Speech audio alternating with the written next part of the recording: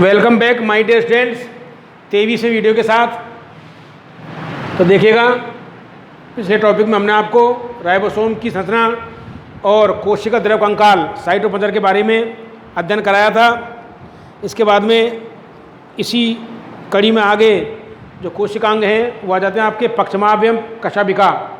पक्षमाभ एवं कशाभिका, ध्यान देना, अगला टॉपिक है पक्षमाभ एवं कशाभिका।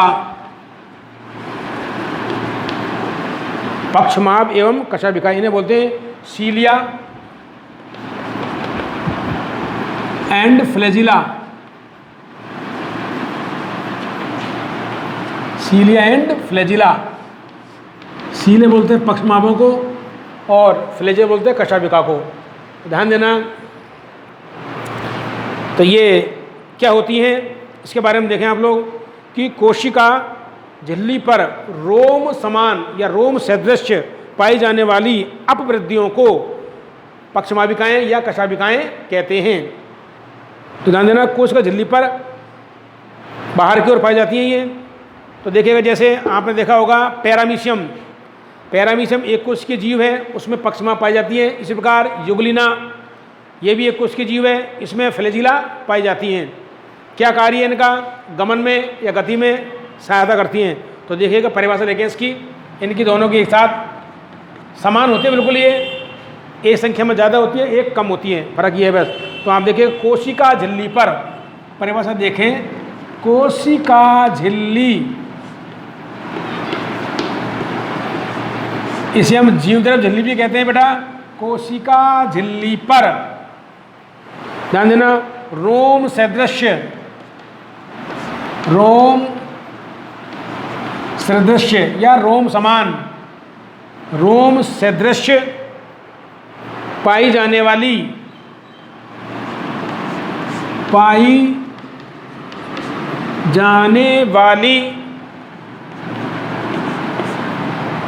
जाने वाली अपवृद्धियों को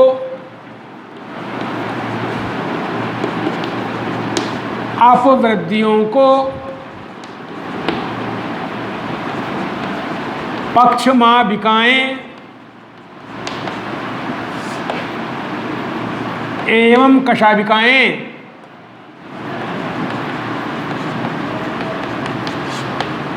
पक्षमाभिकाएं एवं कशाभिकाएं कहते हैं।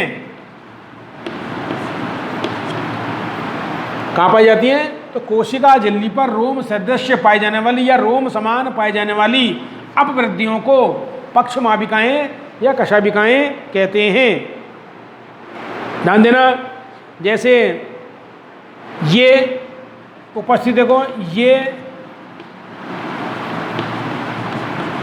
शैवालों, कवकों, शैवालों, कवकों, फर्नों, कुछ जिम्नोस्पर्म पादपों, कुछ जिम्नोस्पर्म पादपों, कुछ जिम्नोस्पर्म पादपों और एक कोशिकीय जंतुओं के युग्मकों और एक कोशिकीय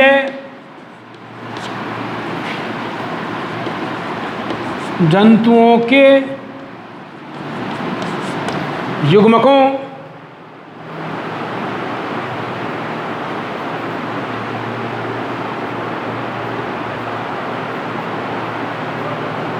में, एक कोशिकीय जंतुओं के युग्मकों में गमन के लिए, किसके लिए? मेन कारण क्या है? गमन की शैवालों, कवकों, फर्नों, कुछ जिम्नोस्पर्म पादपों और एक कोशिकीय जंतुओं के युग्मकों, एक कोशिकीय जंतुओं एवं उनके युग्मकों में गमन के लिए पाई जाती हैं। गमन के लिए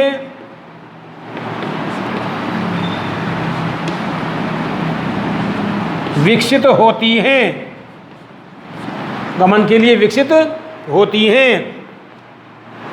आगे देखिएगा, ये कोशिका झिल्ली के नीचे, ये कोशिका झिल्ली के नीचे स्थित आधारीय कणिका, कोशिका झिल्ली के नीचे स्थित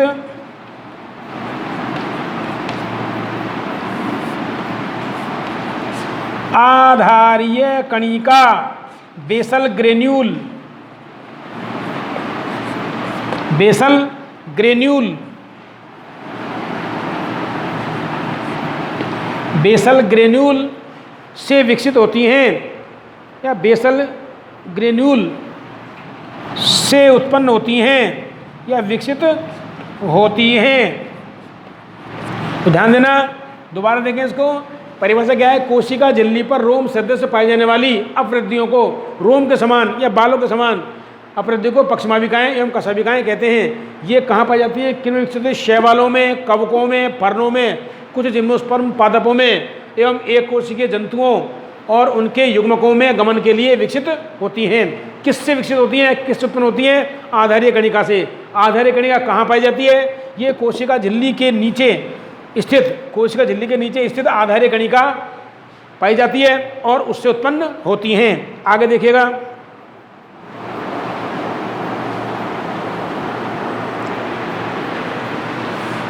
पक्षमाविकाएं एवं कशाभिकाएं दोनों की जो संरचना होती हैं वो लगभग समान होती हैं, लेकिन कुछ अंतर होता है, उनको हम देख लेते हैं अभी। तो देखिएगा, पक्षमाविकाएं एवं कशाभिकाएं, पक्षमाविकाएं एवं कशाभिकाओं, पक्षमाविकाएं एवं कशाभिकाओं की संरचनाएं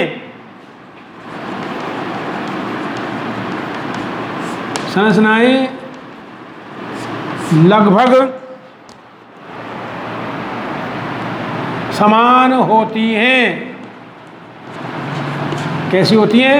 लगभग समान होती हैं, किंतु इनके आकार व गति में अंतर होता है।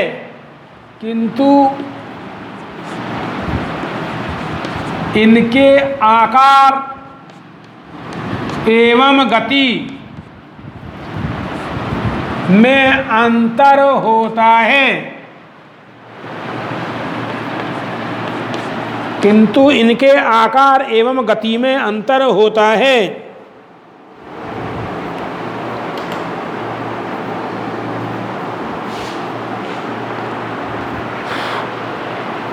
तो देखिएगा, इनमें अंतर देख लेते हैं हल्का सा।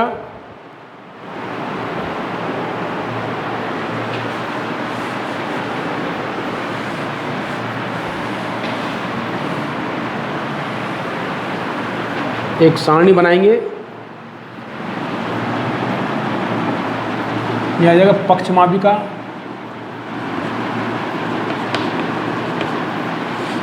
पक्षमाविकाएं,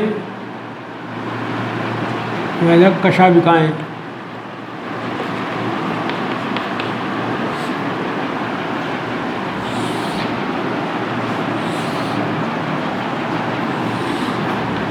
एक टेबल बनाते हैं।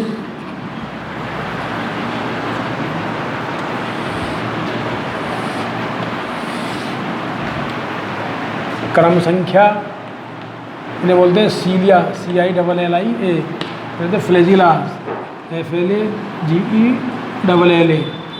तो ध्यान देना,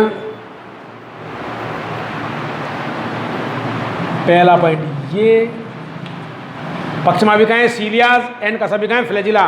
पहला देखो, ये आकार में कैसी होती हैं, या ये 5 से 10 माइक्रो लंबी होती हैं।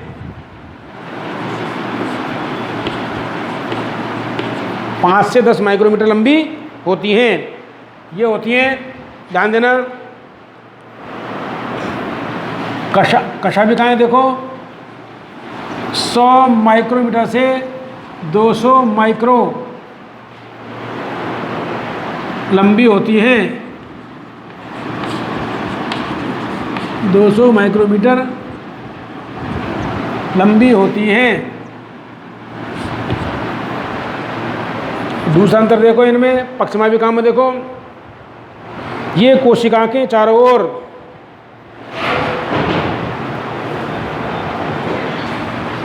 ये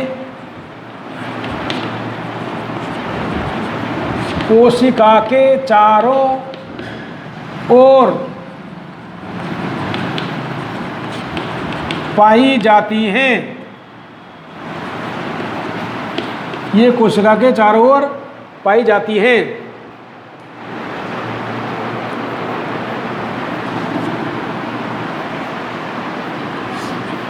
क्या होती हैं? ये 5 पक्षमाभिकाएं 5 से 10 माइक्रोमीटर लंबी होती हैं, जबकि कशाभिकाएं 100 माइक्रोमीटर से 200 माइक्रोमीटर लंबी होती हैं। पक्षमाभिकाएं कोशिका के चारों तरफ पाई जाती हैं, जबकि कशाभिका कोशिका के सिरे पर पाई जाती हैं। ये कोशिका के सिरे पर पाई जाती है। कहाँ पर पाई जाती है? कोशिका के सिरे पर पाई जाती है। गति देखो पक्षमाभिकाओं की,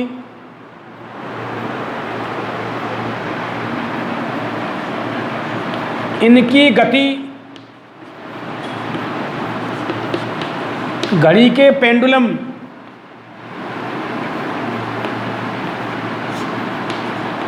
के समान होती है। घड़ी देखिएगा आपने, घड़ी का जो पेंडुलम होता है उसके समान होती है। कशाभिकाओं की गति देखो, इनकी गति लहर के समान होती है। इनकी गति लहर के समान होती है।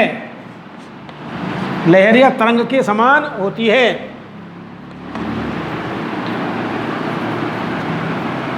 चौथा देखें पक्षमाभिकाओं में, ये एक समान गति प्रदर्शित करती हैं। पक्षमाभिकाएं एक समान गति प्रदर्शित करती हैं। इनकी गति स्वतंत्र होती है। फ्लैजेलर गति कैसे होती है? इनकी गति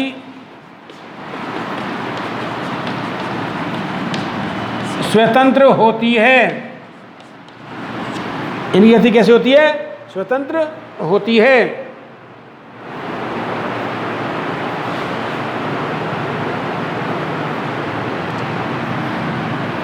पक्षमाभिकाएं देखो, ये संख्या में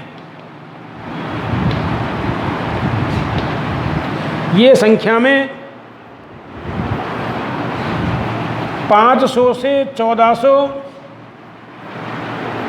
तक हो सकती हैं।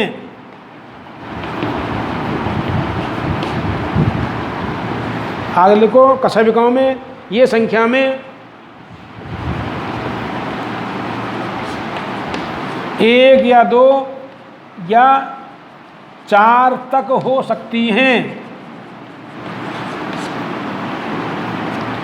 तो ध्यान देना। तो प्रश्न आ जाता है कि पक्षमाभिका और कशाभिकाओं में कोई 2 अंतर बताइए।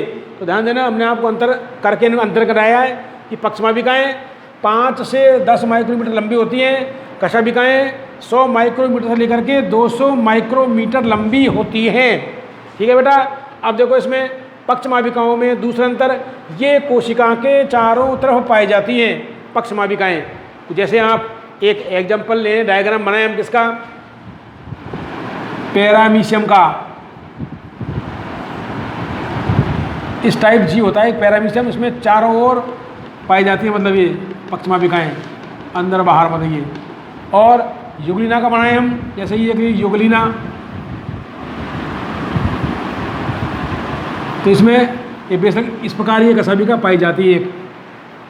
तो ये कशाभिका पाई जाती है युगलिना के अंदर, और ये पक्षमाभिकाएँ होती हैं, ध्यान देना। ये होती है पक्षमाभिकाएँ और कशाभिकाएँ।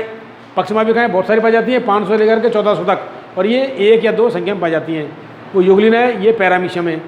तो ये एग्जाम्पल जंतु हैं, एक कोश के जंतु हैं, उनके युग्मकों में या एक कोश के जंतुओं में ये कोशिका के चारों तरफ पाई जाती है और ये कोशिका के सिरे पर पाई जाती है। हमने आपको अंतर दिखाया है। इनकी गति कैसे होती है? घड़ी के पेंडुलम की तरह होती है पक्षमाभिकाओं की, और इनकी गति कैसे होती है? लहर के समान, ध्यान देना। ये एक समान गति प्रदर्शित करती हैं और ये स्वतंत्र रूप से गति करती हैं, ध्यान देना। इसमें देखो आप, कोशिका के चारों ओर पाई जाती है, वो कोशिका के सिरे पर पाई जाती है। इनकी संख्या अधिक होती है, मतलब संख्या में पक्षमाभिकाएँ अधिक होती हैं, 500 से लेकर के 1400, जबकि ये संख्या में 1, 2 या 4 तक होती हैं। अब देखिएगा इनकी संरचना में देखो आप,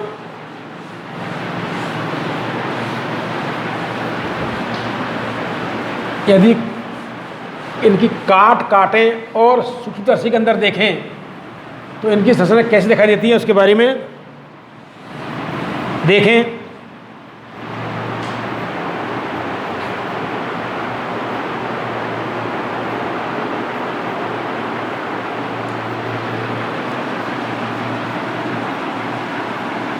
पक्षमाभिका एवं कशाभिका की संरचना, पक्षमाभिका एवं कशाभिका की संरचना।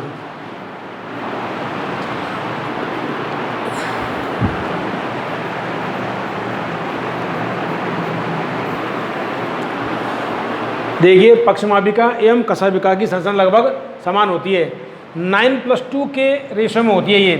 ध्यान देना बेटा, ऊपर जो आपको सूक्ष्म लिखा दिखाई दे रही है, 1, 2, 3, 4, 5, 6, 7, 8, 9, ऊपर 9 है और बीच में 2 हैं केंद्र में, तो 9+2 के रेशो में ये संरचनाएं होती हैं। इसमें ध्यान देना, कोशिका झिल्ली है ये ऊपर, इसके बाद में ये केंद्रीय आच्छद होता है। केंद्रीय आच्छद के अंदर 2 सूक्ष्म नलिकाओं के द्वीप होते हैं और इसके बाहर चारों ओर परिधि की ओर 9 क्या होते हैं? केंद्रीय सूक्ष्म नलिकाएं होती हैं। 9 केंद्रीय सूक्ष्म नलिकाएं होती हैं और केंद्र में 2 नलिकाएं होती हैं, सूक्ष्म नलिकाएं। परिधि की ओर परिधीय सूक्ष्म नलिकाएं होती हैं 9, और ये केंद्रीय जो संरचना होती है, केंद्रीय आच्छद, उससे अरीय दंड द्वारा जुड़ी होती हैं। तो आप इसमें देखिएगा, कशाभिका एवं पक्षमाभिका दोनों झिल्ली संरचनाएं होती हैं। कैसी होती हैं? पक्षमाभिका एवं कशाभिकाएं दोनों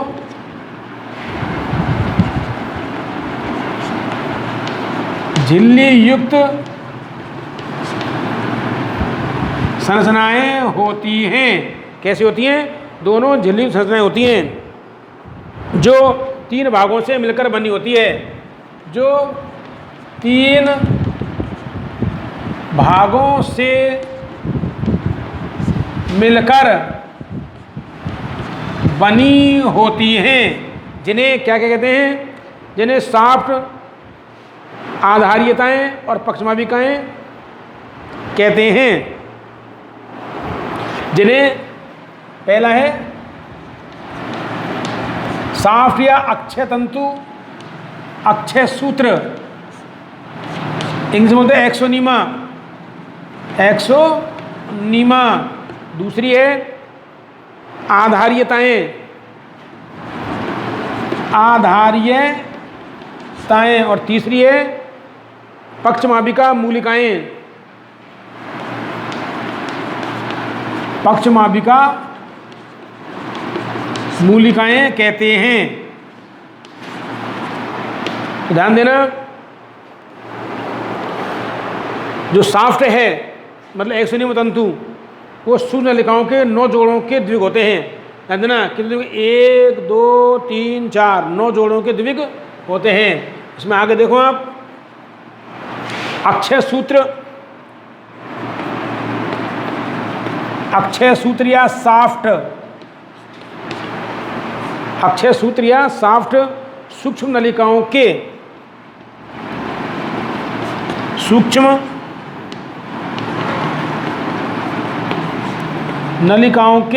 नौ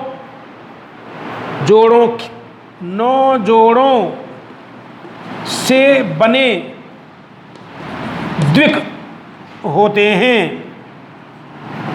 याद है ना, ये अक्षय सूत्र होते हैं जो सूक्ष्म नलिकाओं के 9 द्विक है ना, 1 2 ये द्विक है, तो कितने होते हैं? 9 होते हैं। ये 9 जोड़ों के द्विकों से बने होते हैं जो 2 केंद्रीय नलिकाओं के चारों ओर, ये 2 केंद्र की नलिकाएं हैं जो 2 केंद्रीय नलिकाओं के चारों ओर एक घेरे में व्यवस्थित होते हैं। चारों ओर एक घेरे में व्यवस्थित होते हैं। तो ध्यान देना, अक्षय सूत्र जो कि सूक्ष्म नलिकाओं के बने होते हैं, 2 द्विकों के बने होते हैं और परिधि की ओर होते हैं। केंद्रीय जो नलिका होती है उसके चारों ओर होते हैं। तो 9 होते हैं, 1 2, जैसे 1 2 3 4 5 6 7 8 और ये 9, और बीच में 2 होती हैं, 2 1 और ये 2, तो 9+2 के रेशो में ये होते हैं। किसके बने होते हैं? सूक्ष्म नलिकाओं के। इनकी संरचना दोनों की सेम होती है, ध्यान देना, जो कि आपस में किसके द्वारा जुड़े होते हैं? अरीय दंड के द्वारा आधारीय आच्छद से या केंद्रीय आच्छद से जुड़े होते हैं। ये 9 जो द्विक होते हैं ये अरीय दंड होता है, 1 2 9 होते हैं, और किससे जुड़े होते हैं? केंद्रीय आच्छद से। तो ये आपको इसकी संरचना थी, इसके बारे में बता दें। आज इतना ही बहुत है, बाकी कल देखेंगे।